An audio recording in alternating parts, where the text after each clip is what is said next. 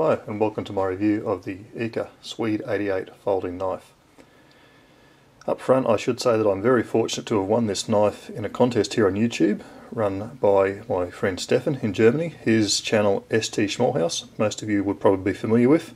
If you haven't found his channel, you'll find him on the front page of my channel on the featured channels page.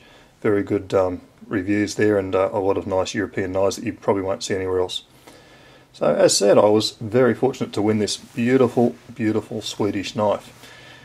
And this, as mentioned, is the Model 88. The particular version we have here, the handles, or handle, it's a one-piece handle, is made from a material called Masur Birch. The knife is also available in Babinga wood and Swedish oak. It is a lockback design. The blade steel is 12C27 Sandvik, and it's a drop point with a hollow grind. Blade length on the knife is 72mm or 2 7/8 of an inch. Length of the knife fully open, as you see it there, is 178mm or 7 inches, and when you close the knife up it comes down to 105mm or around 4 1/8 of an inch. As mentioned, wood handles on these knives, and just pull it up so we can have a close look at it. Zoom out a little. The fascinating thing about this, besides just the obvious beauty of the timber, and I'll try and show that up. I don't know if the camera does it justice, I suspect not. It's just a very radiant golden sort of timber, beautiful grain patterns through it, and yeah, it's just a fantastic thing. But what is interesting about it is that it's one piece.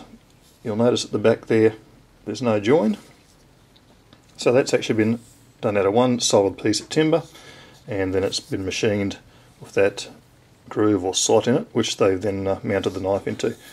Nice mounted using brass hardware. Pivot point is adjustable on the left there, and it's just a flat blade screwdriver. I found no need to mess with it at all, but it's easily done if you need to. The spring tension on it is really good. It holds in nicely into the handle, and as you can hear there, nice click when it locks up, and no discernible movement. What I found very unusual about this knife initially was the thickness of the blade compared to the thickness of the handle. You'll see there it's quite a slim sort of a blade, and if we compare it just quickly to another knife, I'll bring up a Spyderco Delica 4. You can see the difference in the blade thicknesses, but also in the thickness on the lock mechanism. And I did notice it felt very odd at first when I was using that lock mechanism, because it just felt a very slim piece of steel, but you get used to that quite quickly. The handle itself is very well shaped. Now I've got large size hands, and I find this is an extremely comfortable knife to use. It's an excellent slicing tool. Again, the thin steel helps with that. It came, of course, very sharp, as you'd expect, and it's a particularly good knife for food preparation, that type of thing. If you're a bit of a cheese addict like I am, this is a great cheese slicing knife, and it's good for anything, you know, any type of food, fruit and vegetables, that type of thing, within the limits of the blade length. For carrying, it's also a very light knife. It weighs in at a mere 57 grams or 2 ounces. Yep, that's right, you heard that correctly, 2 ounces. And for a knife of this size, that is remarkably light.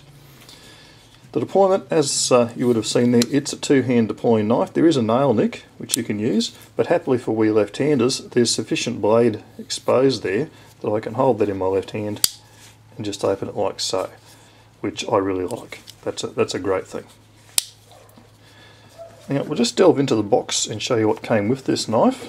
It comes with a little bit of leather there for a lanyard, which I won't be using, but it's a nice brown soft suede type leather, and came with, move that out of the way so you can see this properly, this leather pouch, which is really nice. It's nothing kind of flash, I suppose, but it's a nice craftsman-like piece of work. It's got a belt loop on the back, which will probably take certainly takes my 1.5 inch belt, so I don't think you can go too much further than 1.5 inch.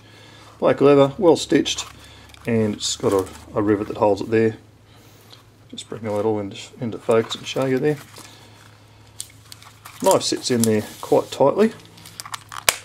Clips down, so if you did want to belt carry the knife, you can certainly do that. A little bit difficult to get out, there's not a lot of it showing, but then this pouch hasn't had a lot of use, so it might ease up with wear.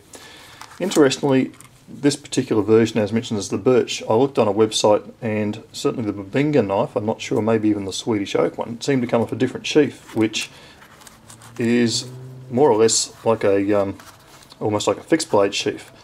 You've got a belt loop, and the knife just sits down into this section, and there's no actual cover over it. So I don't know whether this sheath is particular to this this handle material, but there you go. That's the one that came with it.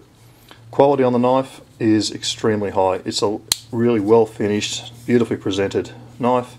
The value is very high, and in conclusion, I think if you want something a little bit different, a little bit individual, this is a beautiful and yet very practical knife. I've only used it in very light use. I haven't hard used it, nor will I. It's a little bit special because, as I said, I won it from a friend. It's come all the way from the other side of the world, and it's just a lovely thing to have and sits on display more often than not. Lovely knife though, and if you have a chance to get your hands on one of these, or maybe one of the other EKA knives, they've got a good range of knives. I plan to buy some more myself. You'd probably do well to have a look at them. But this one, it's a sheer beauty, and I'm very happy to have it. Thanks for watching, everyone. Bye for now.